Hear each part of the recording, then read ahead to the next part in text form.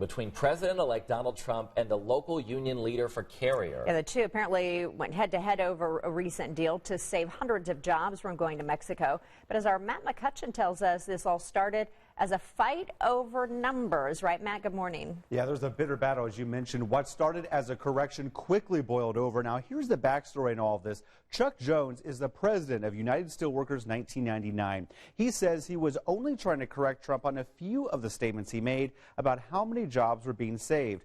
Trump evidently didn't like that and took to Twitter saying Jones had done a terrible job representing workers.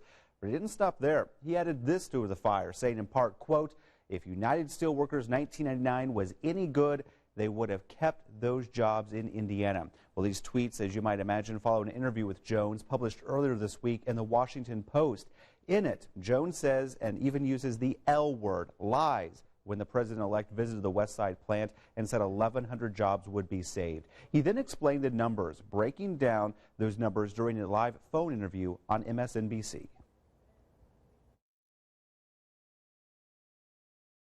A lot of our people, when President-elect Trump said that earlier in the week, before we knew what the exact numbers was last week, had got their hopes up that they were going to keep a job, when in all reality, and we found out last Thursday at noon that there was going to be 730 bargaining unit jobs remain, and another 70 supervisory clerical type works remain.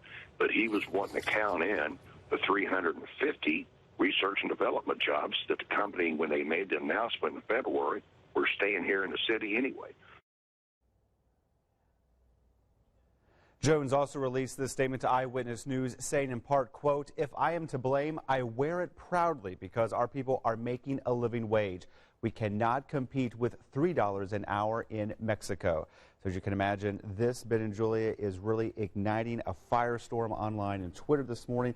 A lot of people sounding off, and as you might imagine, when it comes to social media, adding their 2 cents to the fire and weighing in on this as well. So this battle appears to just be beginning at this point. You know, and we know Mr. Trump watches a whole lot of news. So with you know, him being out there and speaking out so much, we'll wonder how long this war could rage on, Matt. Right, That's the back question. and forth, Yeah. absolutely. All right, Matt, thank you.